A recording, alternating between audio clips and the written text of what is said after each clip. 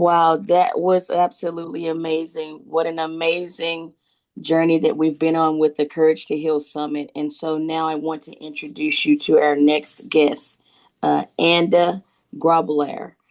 Anda, I'm going to ask you to take it over from here. Dima, thank you so much for the privilege of being a part of this global summit. Good afternoon, good morning, good evening, everybody. Thank you for being here, for investing this time to in your own healing. Um, I really want to connect with you, so I'd like to know from which part of the world you are at. So can you put that in the chat box, maybe, perhaps?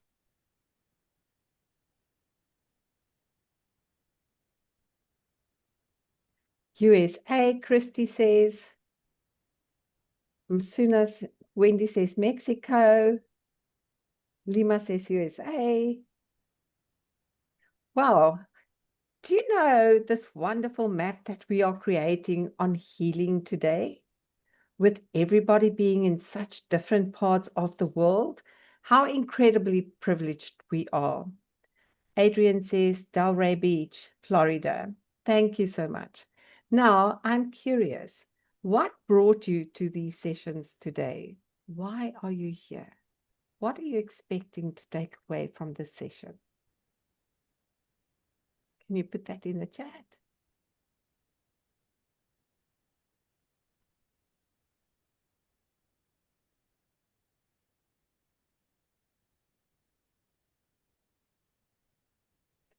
I would suppose it would be curiosity, maybe healing strategies, Lima, another way to heal, Christy. Masuna says stories of hope and possibilities.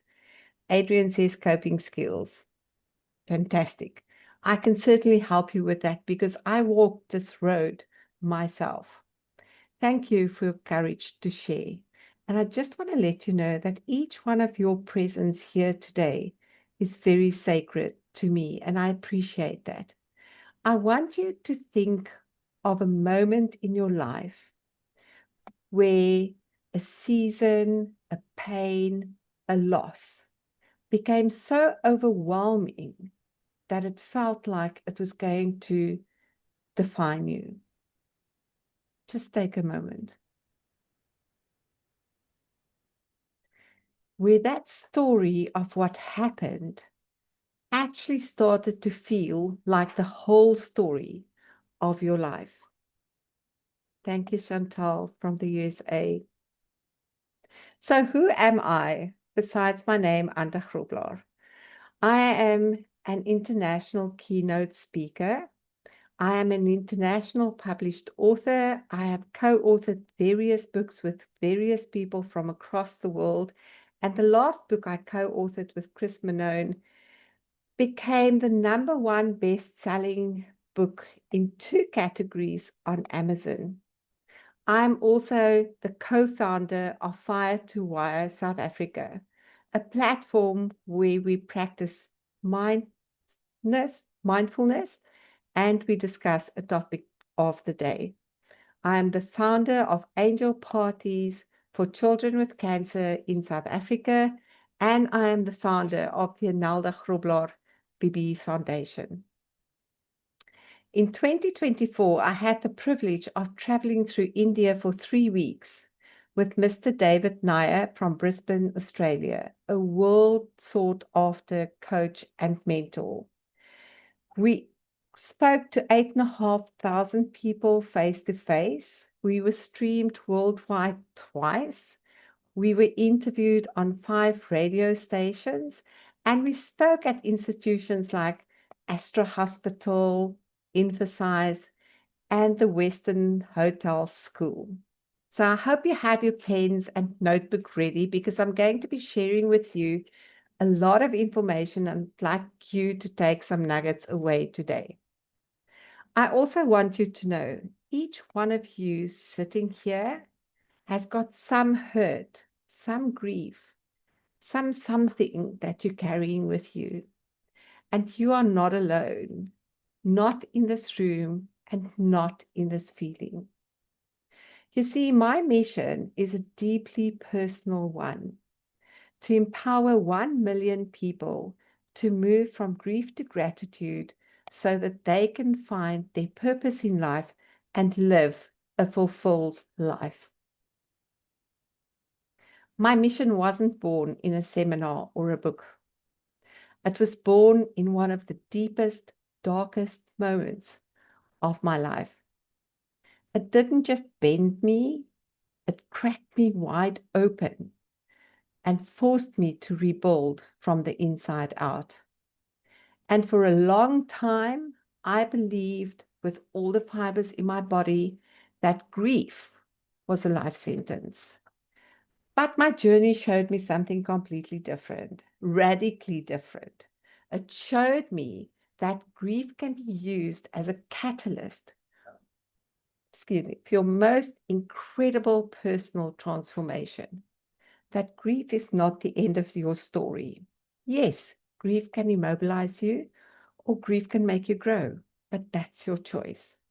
So today, I would like to share my story with you, but I'd also want to share the framework of tools that help me not only to heal, but to discover my incredible purpose.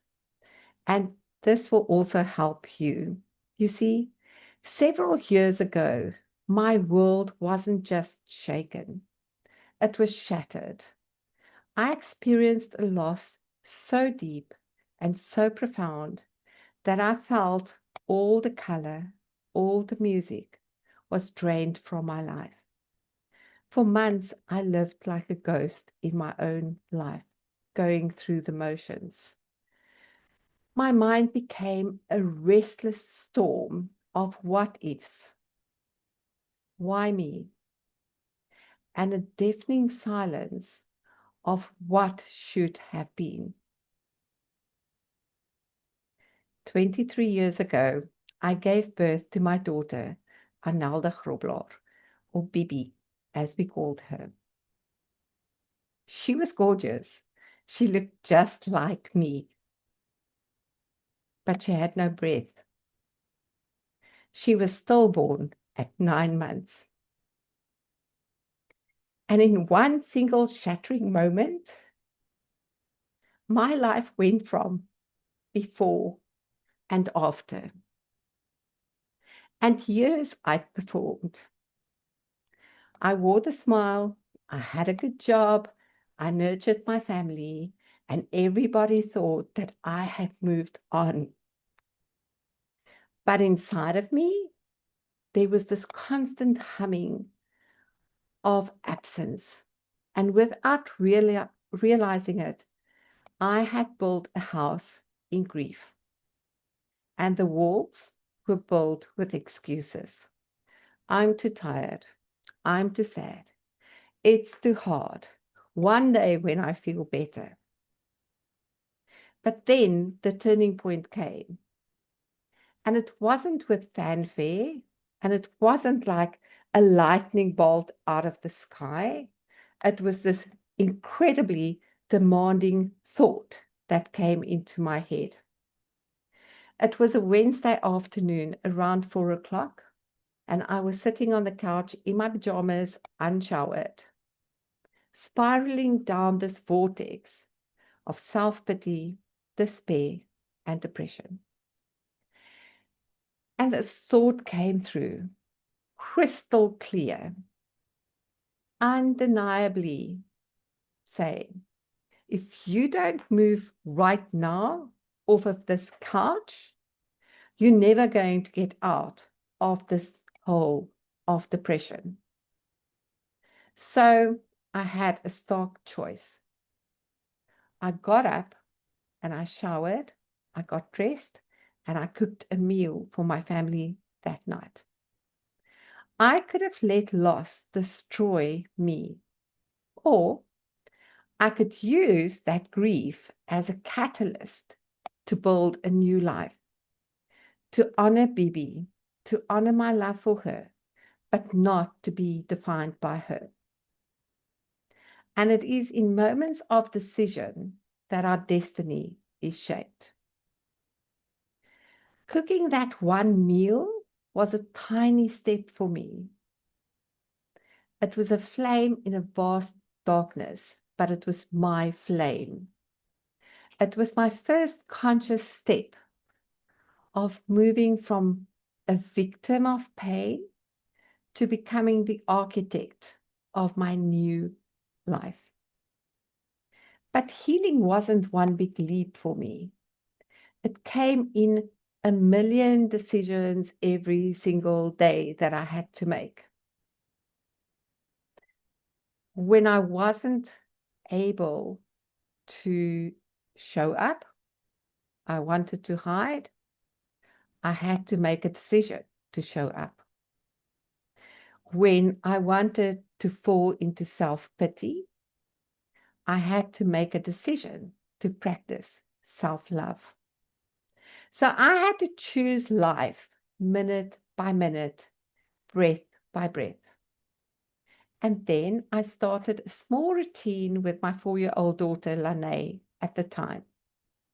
When she came home in the afternoon from play school, I would take her into the garden and we'd look at the flowers and I'd show her the difference in the color green of grass when it's in the shade and when it's in the sun. And we'd be looking at all these rosebuds forming on the trees, growing and growing and growing every day until magically they opened. We looked at the formations of the clouds in the sky. And in the mornings when I went to wake her up, we would open her windows and her curtains and we would say, "Thank you, Lord, for this new day." And it didn't matter whether the sun was shining, whether the wind was blowing, whether it was raining, whether it was cold. We showed gratitude. And my pain wasn't denied in that living consciously in every moment. It helped me to build a parallel track of gratitude next to that pain. And this is my promise to you today. I'm here to give you not only hope, but also tools to show you how you can move from grief to gratitude, because everyone must have a purpose. Do you have a purpose? If you don't worry. It took me years to crystallize my purpose. So my goal today is to show you that you can take the first step and that it's possible to build a new life filled with joy and filled with gratitude after any loss that you have suffered. Your journey would require an inner architect that will help you to build a blueprint for your new life, because you can't build a new life on a crumbling foundation. So I will be making an offer to you at the end of the session. But now I want to share with you the 3 core strategies that I employed. Number 1 was to adopt an NENN mindset.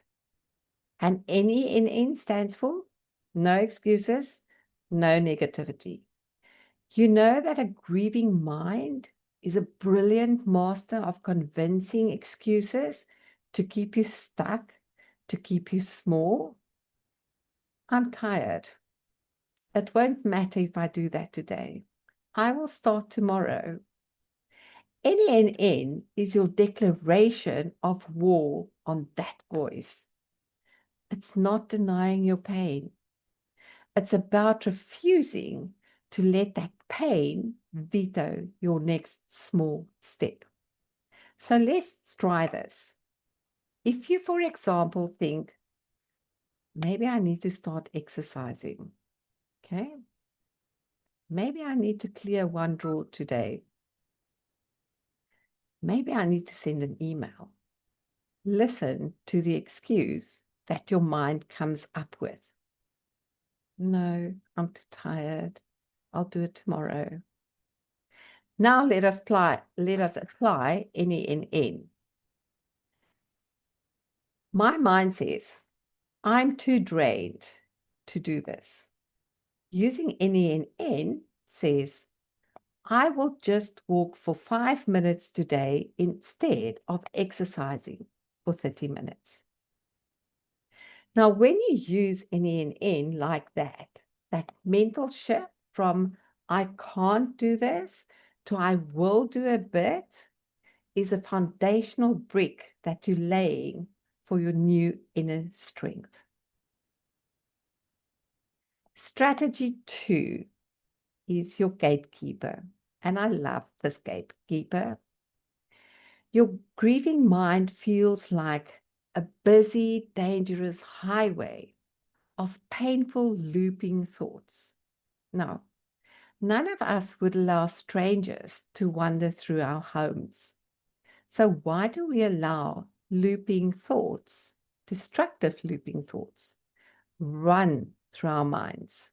We need a gatekeeper. I want to ask you to close your eyes just for a minute. Now picture a strong, compassionate, unwavering guardian at the gate of your mind.